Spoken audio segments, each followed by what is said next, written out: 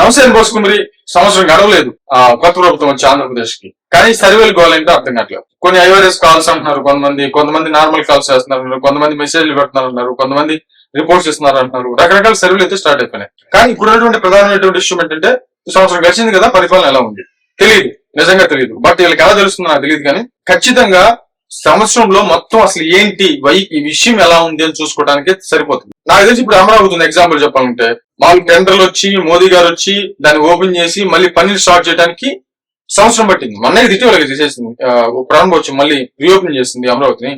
అంటే పని స్టార్ట్ అవడానికి సంవత్సరం పట్టింది అమరావతికి.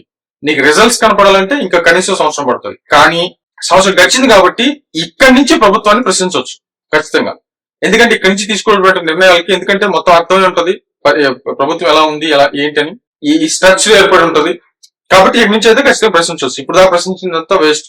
ప్రజలకి ఆ ఓపిక అయితే ఉంది. ఒక సంవత్సరం రాజకీయ నాయకులకి ఒక సంవత్సరం ఆగేటువంటి ఓపిక లేకపోయినా ప్రజలకైతే ఆ ఓపిక ఉంది. ఇక్కడి నుంచి ప్రజలు గమనిస్తారు, ఇక్కడి నుంచి ఖచ్చితంగా ప్రజలు గమనిస్తారు. ఇప్పుడు కేకే సర్వేలో ఒక 19 మంది ఎమ్మెల్యేలకి ఏదో 30% వరకు కూడా ఓట్ బ్యాంకింగ్ తగ్గిందని చెప్తున్నారు. అది ఒక రకంగా చెప్పాలంటే ఏ ఎమ్మెల్యేను కూడా కొన్ని కోట్లు ఖర్చు పెట్టుంటాడు. ఆ కొద్ది గొప్ప విషయంలో అంటే పూర్తిగా సగానికి సగం అని చెప్తే అది ప్రమాదం. కానీ 20%, 5%, 30% అనేది పెద్ద విషయం అయితే కంపల్సరీ కాదు. ప్లస్ దాన్ని సరి చేసుకునేటువంటి అవకాశాలు కూడా ఉంటాయి. ఎందుకంటే వాళ్ళు ముందు లాభపడాలి కదా, ఆ తర్వాత మిగతా విషయాలు చూసుకోవచ్చు. కాబట్టి ఇలాగే ఇక్కడ మనం బాగా గమనించాల్సింది ఏంటంటే, ఈ సర్వేలన్నీ కూడా ఏం చెప్తున్నాయి ఏంటి అనే విషయాన్ని పక్కన పెడితే, ఇక్కడి నుంచి అయితే మాత్రం ఖచ్చితంగా ప్రభుత్వాన్ని ప్రశ్నించవచ్చు. ఇప్పుడు దాకా ప్రశ్నించిందంతా అది వేస్ట్. ప్రజలైతే ఇక్కడి నుంచి అయితే ఖచ్చితంగా ప్రశ్నిస్తారు. ఇక్కడి నుంచి ఏ వ్యతిరేకత వచ్చినా ఇక్కడి నుంచి వచ్చేటువంటి వ్యతిరేకత జెన్యూన్ వ్యతిరేకత, మర్యాద